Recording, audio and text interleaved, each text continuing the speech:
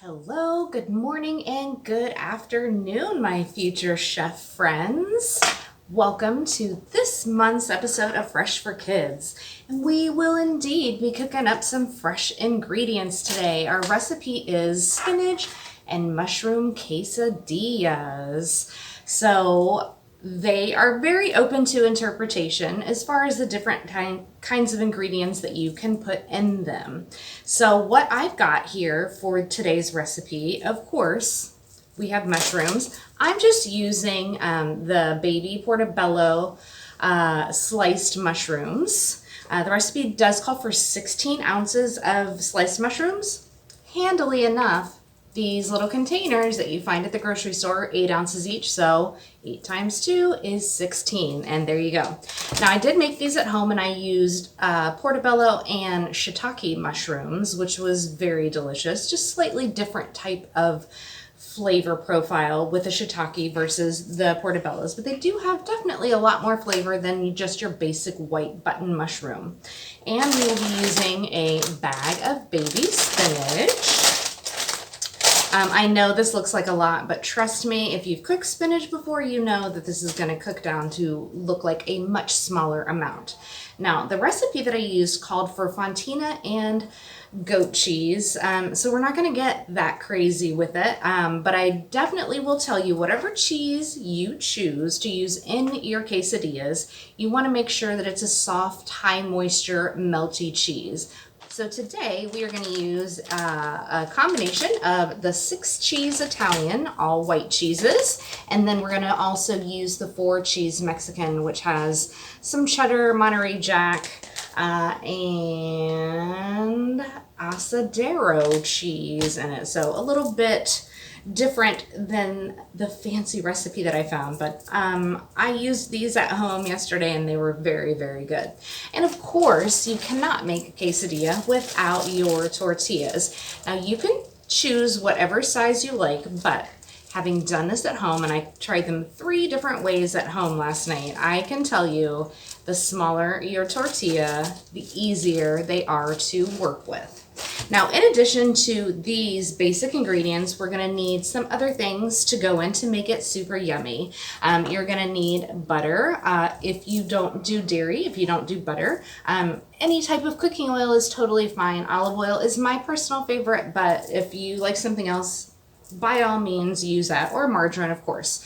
We're going to use cooking sherry, which is a wine, but not a wine that you drink, only a wine that you cook with. And when we cook it, any little bit of alcohol that is in there cooks off completely, but it does make it taste really delicious. Marsala wine is also a nice substitute if you don't want to use sherry. I'm also going to do what we always use in pretty much all of our recipes, salt and pepper, and then I'm going to add a little bit of garlic powder and onion powder just to jazz it up a little bit. So these are our basics. Really, the only thing I'm going to measure to any degree of accuracy is going to be our cooking sherry, and we're going to start with 1/3 cup of that, but we will need a couple of teaspoons later in the recipe to deglaze our pan, and I will explain more of that later. So I'm going to get all of our ingredients ready to start cooking, and we'll be back in just a minute. And we are back. So I have here in my pan 3 tablespoons of butter. So I'm going to turn that on and get that going. We want to get it up about medium-high heat. We want the pan to get hot and we want the butter to be hot before we put our mushrooms in. What I always like to say is you want it to be hot enough that when you put your produce into a pan, or really if you're cooking proteins also, you want to have rambunctious applause. So you want it to cheer when you put your food in it. So we're going to let that heat up. So I've got my mushrooms, I've taken them out of the containers, and I have rinsed them off. That is very, very important when you're using mushrooms, whether you're cooking them or eating them raw. Always want to make sure you rinse them off really well. Mushrooms are grown in fertilizer, and fertilizer is not something you want to eat. Trust me on this. You don't want to soak them in water because mushrooms do absorb a lot of moisture very, very easily. If you've ever eaten fried mushrooms and taken a bite out of it and it's very, very juicy and it kind of sprays in your face, those are mushrooms that sat in water for a little bit too long and absorbed all that moisture. So you don't want that to happen. So our butter is heating up. You can probably hear it. Yeah, so we've got that ready to go. So we are going to now pour in our mushrooms. Yay, you hear that applause? All right. So we've got our mushrooms sauteing, which sauteing, as you probably already know, is just to cook something over a fairly high heat in some type of emollient, oil, butter, what have you. So we're going to add some salt and some pepper. Oh, they smell so good too. I really do love mushrooms. They're quite delicious. All right, so we're gonna let these go. And if you are a vegetarian, mushrooms are pretty common. They are known as the meat of the vegetable or plant world. Crazy enough. Their spores are so hardy that they can actually survive going into space and all of the radiation that other plants cannot survive when they go out there. You learned something new today. All right, so at this point, we've let these cook down for about 2 minutes and they've softened up. So we are going to add our 1/3 cup of cooking sherry. All right. Now, the recipe does not call for it, but I did add in at home a little bit of onion powder and a little bit of garlic powder. Also, if you do put in other vegetables, one thing that you always want to make sure when you are using a recipe where you have a lot of different ingredients, especially a savory dish like this, you want to make sure that you add salt and pepper at every layer of ingredients. So you don't want to overdo it, but you do want to make sure you're adding your salt and pepper, or S&P as we call it in the kitchen world, at each step. So that way you are making sure that your dish is completely seasoned all the way through and that salt and pepper does not get diluted amongst a lot of ingredients. So we are going to let this go for about 8 minutes. It does take about that long because we want all of the liquid that's in this pan to evaporate and cook off. So you'll keep it at that medium-high heat and just let it boil. Just pay attention to it to make sure it's not sticking. And you will hear the difference in sound on your pan when all of the liquid is gone. It will sound entirely different. So you'll just want to keep your listening ears ready for it and keep your eye on it. And when we come back, you will see the next step in our process, which is adding our spinach. So we'll be back soon. We are back. Can you hear that? It definitely sounds different now than when we first put it in. These are just about done. And yeah, they look great. We've got all that moisture, liquid, cooked off and evaporated. And there's a couple of reasons that we want to do that. One, like I mentioned, we want to make sure we cook down this cooking sherry to burn all the alcohol out of it. Also, when you're putting your quesadillas together, you do not want your mushroom mixture to be super liquidy, because then it will make your quesadilla very soggy and pretty messy. So, oh gosh, this smells so good. All right, so once that's cooked down, you're going to, of course, remove it from the heat, and we're going to put it in a little bowl here. Now, this pan that I'm using is stainless steel. It is not a nonstick pan. If you are using a nonstick pan, it's going to cook a little bit different. What happens with nonstick, and they are a marvel, trust me, I do love them, but if you need to brown or sear something really well, a nonstick pan is not the best option for you. Stainless steel is always the way to go with that, to get that browning, and brown food definitely does taste good. So we are going to set our delicious mushrooms aside. Mushrooms are pretty cool. They're very good for you too. They have a lot of potassium in it. They actually have more potassium in them than bananas do, especially portobello. All right, so now, because we are using stainless steel, you will see on the inside of this pan, there are some brown bits that have stuck to it. So when I mentioned earlier that we were going to use a little more cooking sherry to deglaze our pan, that's what we're going to use. So deglazing, essentially, is just getting all of that stuff that's stuck on the bottom off. So we're going to use a little bit of butter, about a tablespoon, no more than that, because the spinach has a lot of moisture in it already. So we're going to put that in there, and then we're going to do about 2 tablespoons of cooking sherry, and it'll get all those bits that are stuck to the bottom off.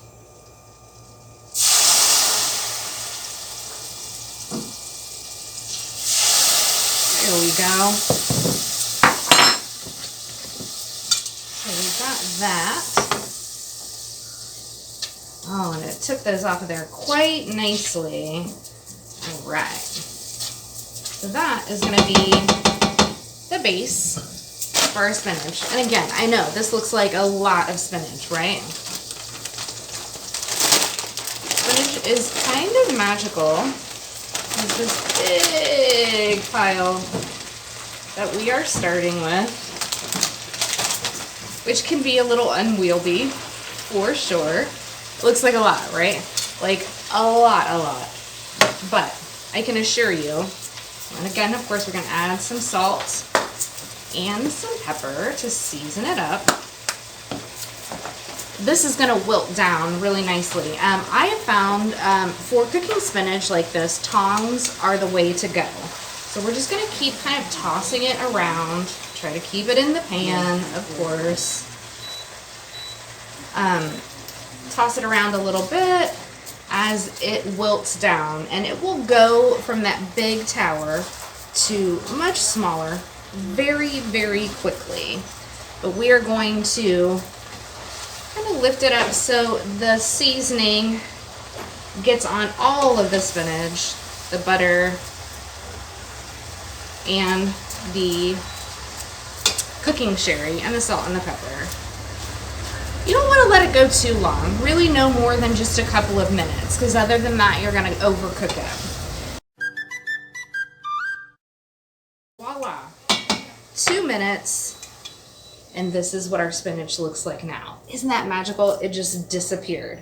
So that is still pretty warm, so we're going to set that to the side, and I'm going to get my quesadillas, my tortillas all ready for us to fry them up in our skillet. So we'll be back in just a minute. We are back and we are ready to start building these delicious quesadillas. So what I have here, I have the bottom portion of our flour tortilla, and I just very, very lightly buttered the bottom side of it so that the butter side will be down on our pan when we put it in. So I'm going to do just a little bit of our white cheese on the bottom. Make sure we spread it out pretty evenly throughout the entire thing. The key to a successful quesadilla, you want to put it, pretty close to the edge, but you want all of your ingredients to be very even all the way across, so it's not big hump in the middle and then skinny on the outside. So we've got our first layer of white cheese, and then I'm going to put a little bit of these mushrooms on here. You don't want to overdo it, for sure. Go a little bit light. It's kind of like pizza. It's just a lot easier to handle, eat, and cook further when you have less ingredients on the inside of it. So we've got those in a pretty flat layer. And then we will take our tongs and just put a little bit of that delicious spinach on the top. Again, just spread it out so that it's nice and even all the way across.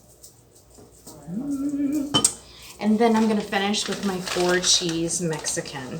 And again, you can use whatever kind of cheese you are more partial to. If you do like the fancy cheeses, a little dollop of goat cheese would be pretty good on this. You could use mozzarella fresh, which has a super high moisture content, or you could just use your regular bagged, like you use on pizza, mozzarella. So we've got that. Now we are going to take our second layer and just very lightly butter that as well. And what the butter does, it of course keeps your tortilla from drying out, but it also gets it nice and crispy in our skillet and keeps it from sticking. Now, like I mentioned, I did make these 3 different ways at home last night. I wanted to compare to see which one was A, the easiest, and which one, B, tasted the best. So, how I did this at home yesterday. The first one, I used my waffle iron on it, which was kind of funny because when you press it down, it has that shape of a waffle on it, but it made it really easy to cut into quarters because it had those lines on it. It was rather easy to do up until I had to take it off. I did use larger tortillas, so it was a little more unwieldy. If I do that again, I will definitely be using these smaller tortillas to do that. And the second way was how we're going to do it right now, which is I fried it up in the skillet. And again, it makes the tortilla shell so crispy and delicious. And I'm using the pan that we've cooked all of our veggies in. So it's got that nice flavor and little bits of some of that that will adhere to the tortilla as well. The third way that I prepared them at home was in the microwave, which is absolutely, of course, you guessed it, the easiest way to do it. I will say this, if you do it in your microwave, do not put butter on the tortilla because it just becomes a very liquidy, greasy mess. You don't need it in the microwave. It's going to hold all that moisture in on its own, so completely unnecessary to do that stuff. And most of you, especially you younger chefs at home, the microwave might be the easiest for you to do it.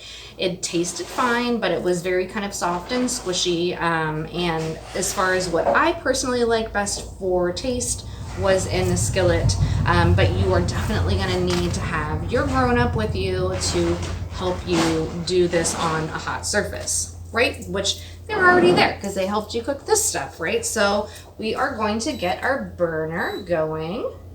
And we don't need to add any additional oil or butter or anything to the pan. We've got a little bit left over from this, plus we have already buttered our tortilla on both sides. So we're gonna just grip it a little bit by the edges and, ooh, sizzle. All right, so we are definitely going to need our spatula for this. And you want to get something that is nice and wide, that it's going to be easier for you to flip it. So you want to let it go for just a few minutes. And again, it depends on your stove and the heat you have it turned up to. I have this on kind of a medium high, so it's going to get warm rather quickly. You could definitely do it a little bit lower. Once that side is nice and brown, we're gonna flip it over. You can kind of pull it up to see. It's not like pancakes. Pancakes you always know when they're ready to flip because you see the bubbles. This is a little bit different. So we want to make sure that it's at least enough to melt that cheese so it's going to hold the whole thing together so that when we try to flip it, it doesn't just spill out everywhere. But we don't want it to burn. So let's give it a quick flip. There we go. That might be a little too brown, but definitely not burnt. All right. And then just another minute or so on this side to get the other side brown, and you are good to go. It's just that simple. So I will have my cutting board ready, because as soon as this is finished, we're going to put it on our cutting board. We're going to use our knife and cut it into quarters. Which is halfway one way, halfway the other way. And you want to eat it pretty quickly while everything is warm and delicious, and you get that nice, money shot of that melty cheese. All right.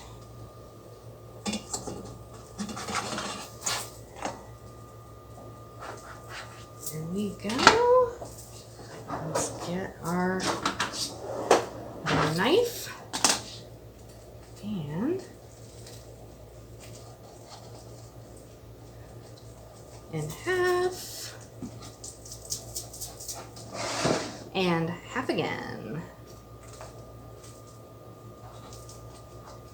Now you could also, if you are using larger tortillas, instead of using the double up layer method like this, you could take a large tortilla and simply fold it in half, put your ingredients on the bottom half, and then flip the other half over, and it will be almost like a pita or a sandwich, and then you could just cut it into thirds or quarters that way. Either way, it is going to be truly delicious. So I hope that you love making these quesadillas as much as I did. And tell me, after you make them, which method you tried and how it turned out.